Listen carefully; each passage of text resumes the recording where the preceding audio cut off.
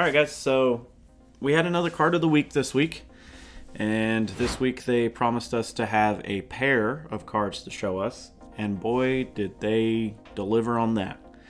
So what we have up here is the art that is actually spanning across both cards, which is super cool. So we have two cards that I'm definitely going to butcher these names. Young Rahal and Young Exenmile? I don't know. I didn't play Final Fantasy 11 at all. Not a big MMO person, so I don't know anything about these guys.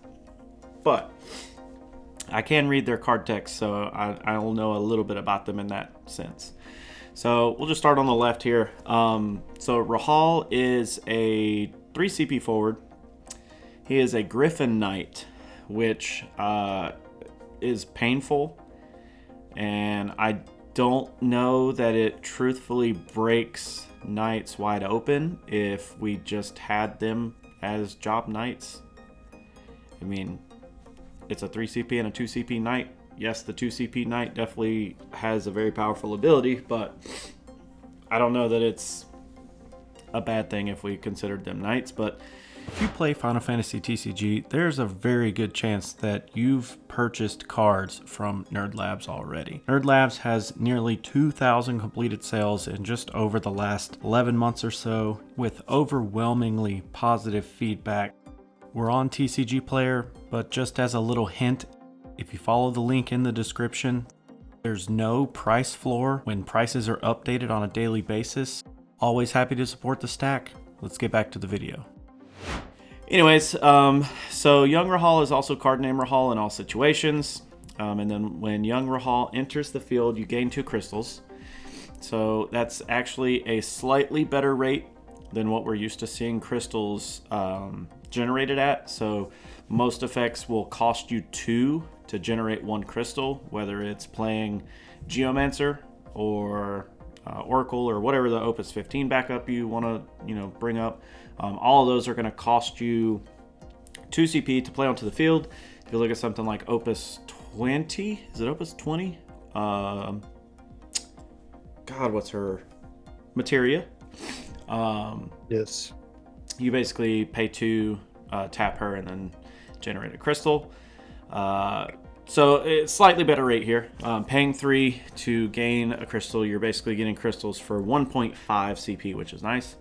When Young Rahal enters the field or attacks, all the water forwards you control gain 2,000 power until the end of turn.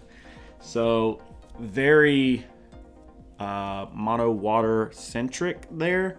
I think that Young Rahal is going to be best friends with a lady named Glaciella. So 3 CP, 7k. I feel like that's a pretty sweet spot to be in right there. Next, on the right, we have Exenmile. That makes me feel like he's a cereal. 2 CP, also a Griffin Knight. He is also card name Exenmile in all situations. So for 1 crystal, you can basically have him gain that he cannot be chosen by opponent's abilities, and his power becomes 9,000. So I really like this only because he's obviously 5,000 power at 2 CP, so he's basically like right there on curve. But he is very mind gamey in terms of like you can do some interesting stuff with the stack. You can try to kill him, but I'll just respond by spinning a crystal. So it'll make him kind of sticky. Obviously, the summons that you're going to use to get rid of him are going to not have to deal they'll have to deal more than 9,000 power. And then not being able to be chosen by abilities is nice. The effects do not end at the end of the turn as well, which is also really good. So if you need him to stick preemptively, you can just spin the crystal. I don't know that I would ever preemptively spend it unless it's like at the end of the opponent's turn, because obviously they could win the stack, or if you start that stack, then they're just going to be able to stack something on top of it. So does no good to waste 2 crystals in that scenario. But either way, the big thing here is the pay 1 water, pay 1 crystal, and dull him to search for a water forward of cost 3 and play it onto the field. You can only use this ability once per turn. So, in theory, that is a appropriate cost to playing a 3 CP forward. If we are paying 1 water, paying a crystal that should have costed you roughly 2 CP to generate, then you're basically paying 3 CP in the long run, just in the form of a crystal, and 1 water, of course, to play a forward of 3 CP. The fact that it has to be a water forward is kind of rough. It just kind of pigeonholes him, I guess, in terms of, or it could, I don't know if it's a female, actually.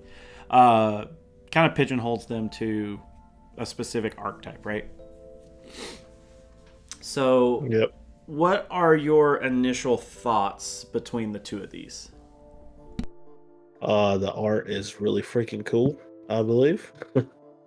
I like how both the pictures go together to make the card art. And I think I'm gonna get a playset of these guys. Not that they're gonna be impactful to the meta or anything. I just think they look good. Yeah. And I'm gonna try and make a deck with them. Yeah. Which I think if I throw this into my Crystal Warrior of Light, 7 CP Warrior of Light deck, I think it could jumble it up a little bit. It's pretty cool. Yeah. I saw a lot of people comparing the style of play here very similar to a water version of Magissa. And I do like that lens of focus, like how that kind of plays out. But looking through your water forwards, I get really quick. I do want to bring up the article itself talks about the art, and it actually does talk about Minagawa's different card arts. So if you remember from Opus 20, Locke and Celeste, and Oscar and I were just looking at Theodore and August, I never even noticed that these 2 cards had like the same art. I never looked at them in that sense, but very, very cool. So if we just take a look actually at what our targets can be. So water forward of cost 3. Just want to make sure. Yes, exactly a 3 cost. It cannot be 3 or less. So if we look here, there's obviously some very interesting choices here. I like, first thing, Siren pops up, and that's intriguing to me. Oscar, I didn't tell you, I took my Siren deck to locals, and it was hilarious trying to get Leon to beat it. So this is interesting, but I don't think that style of deck really wants a forward to be pulling extra forwards out of the deck. I just don't think Siren really fits here. Folka to me is like a tech piece, and I just got to looking through all of these. The Layla is probably the most interesting one to me, because not exactly this Layla. She's a fine Layla if you want to play her, but I really like the idea of just being able to pull out the Vikings straight out of the deck. So you have this 3 CP Viking, and you have the one from Opus 12. Is it Opus 12 or is it 13? Where's that Viking?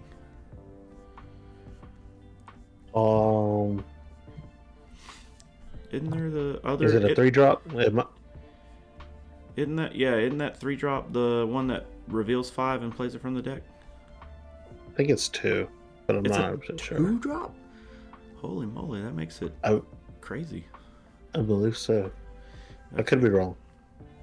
Well, I was like, it was 18, 19, 17, what it?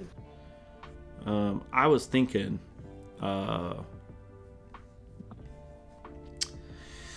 was thinking that the Vikings would be really cool. But there's a lot of really cool interactions here, because like Realm, if you're in a crystal deck already, grabbing her straight from the deck, bouncing something to get you another crystal is interesting. Grabbing Lena to spend some crystals once you have them saved up. I mean, you could essentially play a forward of 3 and a forward of 2 on her entering if you have 3 crystals. There's a lot of really cool interactions that you can do with this. In a water fire deck, you could run, I think this is too many engines personally, but you could run some type of water fire, have Yuzuki and Magissa and blah blah blah in there. There's very, very interesting targets here. The article itself calls out Glaciella, of course. That's kind of like the main one that everybody's been talking about. So Glaciella, naturally grabbing a crystal when she enters, she essentially refunds the crystal that you're spending to grab her anyways. And then she has insane amount of value for her special, just dumb stuff, especially if you already have a forward on the field and you have the 1 CP to pay efficiently to grab this. That's at least 2 characters in, some form or fashion, and then you grab Glaciella from the deck, that's at least 3. So you're popping, 6k, which is nice. I've seen people bring up Mog 6 to basically on the stack of them trying to pop off and search.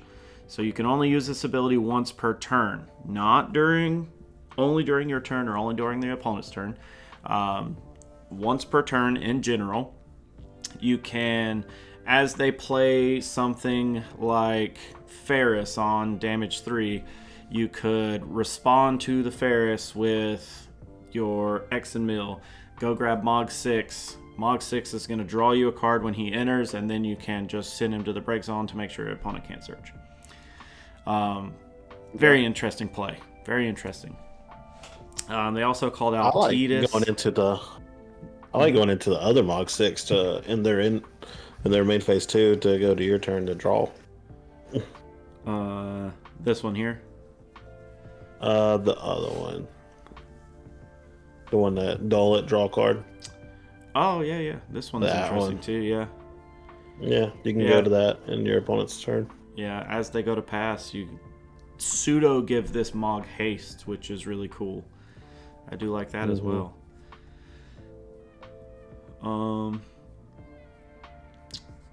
I'm flabbergasted. I could have swore that Viking was a 3 cost. I have to look it up now. It is a 2 cost. What the heck, man? But anyways, grabbing this Viking is kind of cool. Obviously, that probably isn't going to be the only thing that we're doing here, but yeah, I think in general we have some really solid targets with this. It is interesting.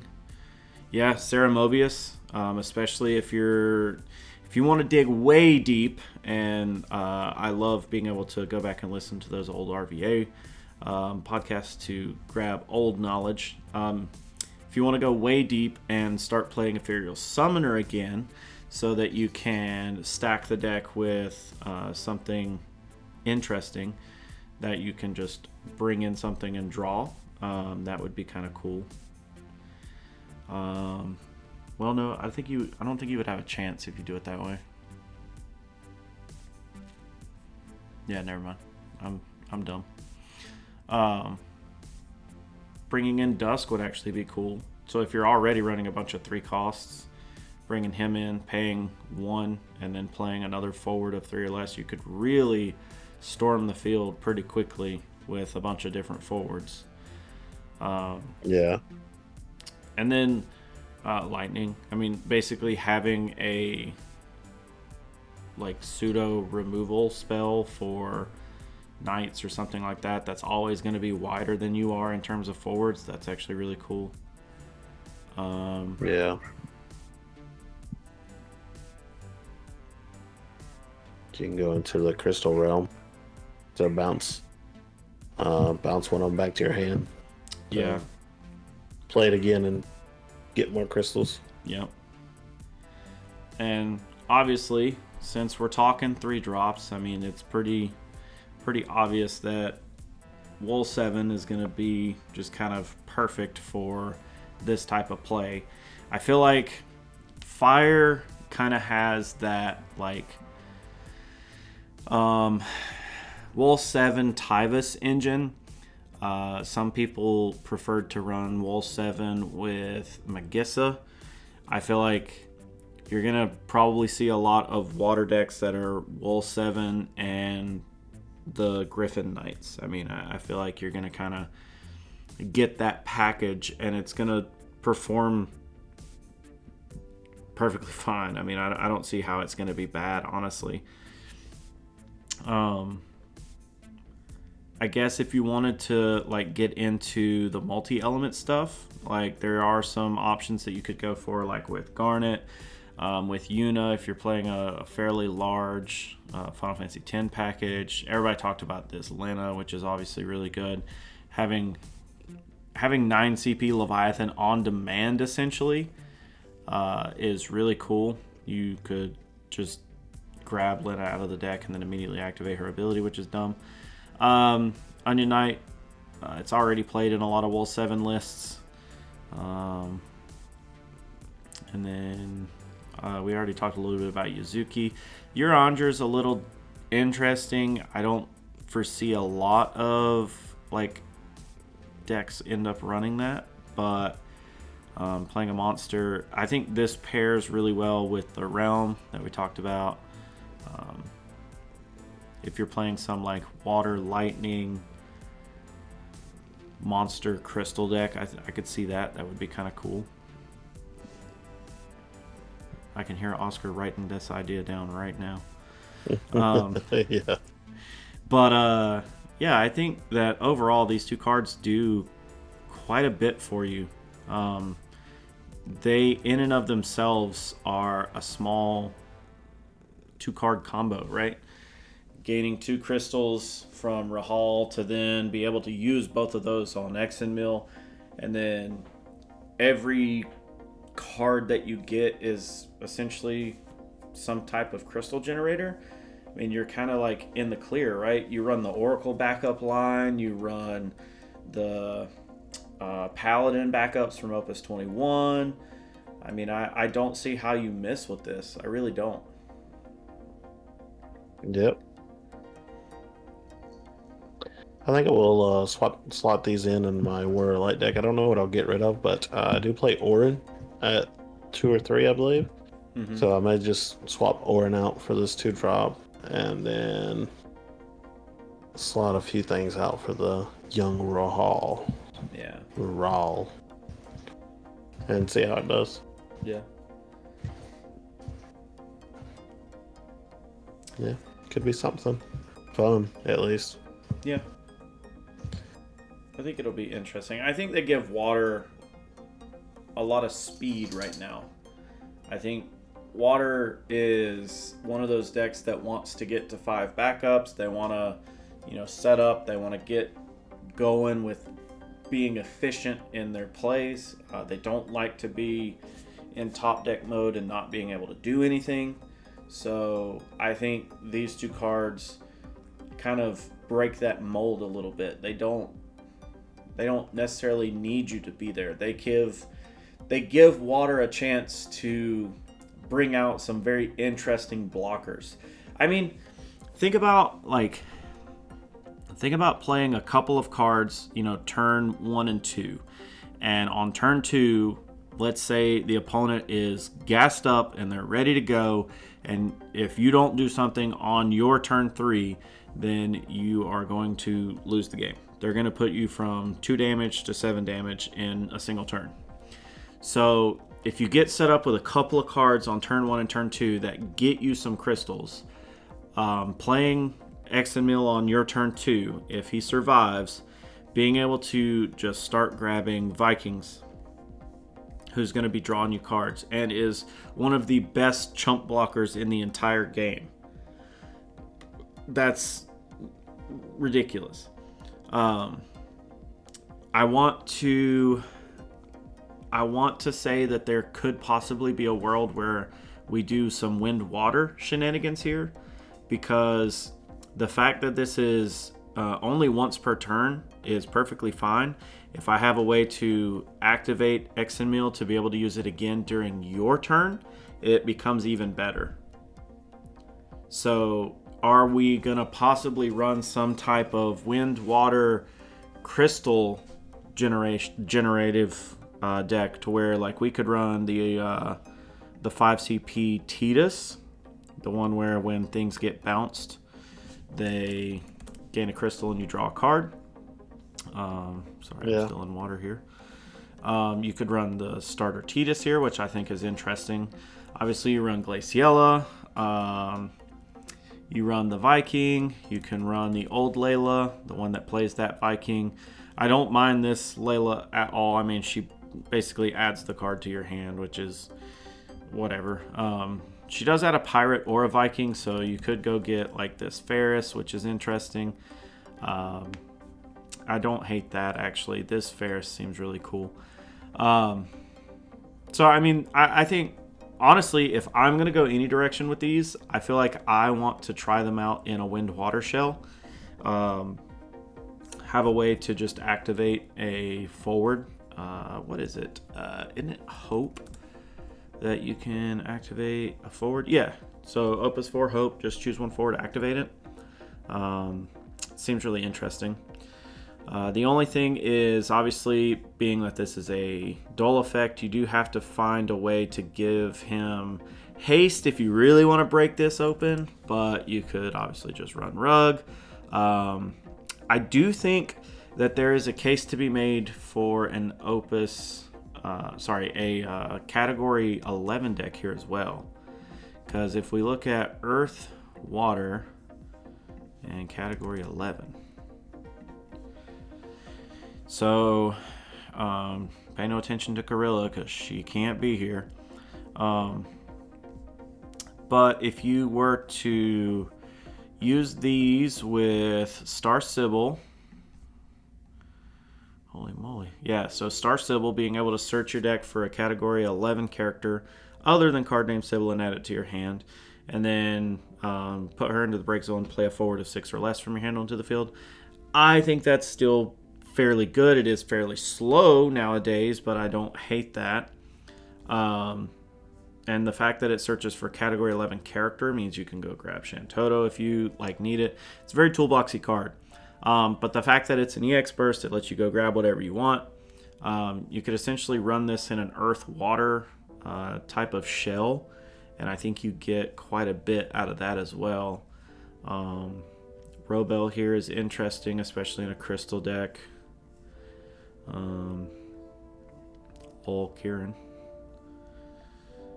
There's not too many water forwards, unfortunately, but maybe you run like the Opus. I keep saying Opus. Maybe you run the Category 11 stuff as kind of like your main setup pieces, and then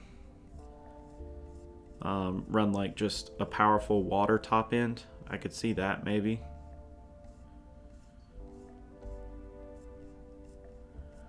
I don't know. I still like the water wind thing. I still think that sounds better to me. Sounds more up my alley for sure. Yeah, sounds pretty cool. Search for Shadow Lord. Just drop Shadow Lord and make everybody cry. Yeah. Ooh, now that I think about it, that Shadow Lord breaks all forwards with named job and job standard unit.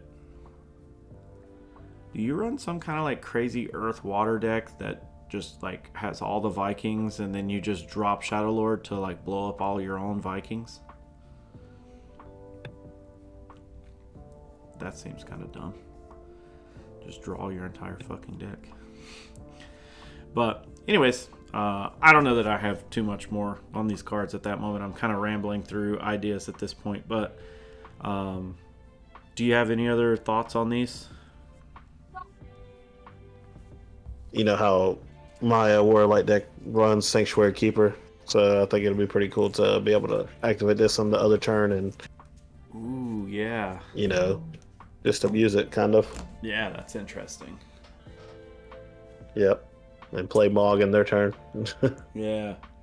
I wonder, I hope at least, and it seems like we've kind of had a pattern of the crystals over the last few sets, where it seems like we do end up getting some sort of like crystal support, so to speak. I mean, they do trickle it in, but you can see like 21 had a decent amount. I don't think 20 had too much. They just reprinted the backups. Well, they actually had a fair bit, actually. They've been actually trickling it in pretty good. 18 was the one that was kind of like droughted. We only really had Tilica. 19, they did 2 cards. 20, they picked it up. Oh, yeah, I forgot the Category 4 stuff. So they've definitely been supporting crystals a lot more. So I'm hoping that this set we also get something interesting to help generate crystals. I mean, obviously we know that this thing, Vina, I don't know what her name is. But obviously when she enters the field, you gain 2 crystals, so that's pretty gnarly. And then, you can do some shenanigans with that. But obviously they're throwing out some pretty big, heavy crystal type of things here. So I'd hope that we get some more crystal generators. Cyan is amazing. I want something like this that is fairly decent. Possibly the Dark Legend that we're getting. Maybe people. Maybe it could have some type of effect similar to Cyan where it generates based on X. X can only, be whatever. Who cares? But I would like to see some more interesting effects that generate the crystals. Really think it'll help deck build. I don't want the deck to build itself per se, but I do want something that just helps us amass a ton. That's why I think this Tidus is good, because obviously wind and water work very well to bounce things and keep things kind of flowing in that regard. So I think that will be my first inclination, and that will be my first thing that I'm going to put together. So I think other than that, I would ask the audience here what your guys' thoughts and opinions are on these two. How do you plan on using them, and what's your first use that you're going to put them to? What's the first thing that you're going to test? So other than that, I think I've rambled on enough tonight. So I guess we'll see you in the next one. Yep. See ya.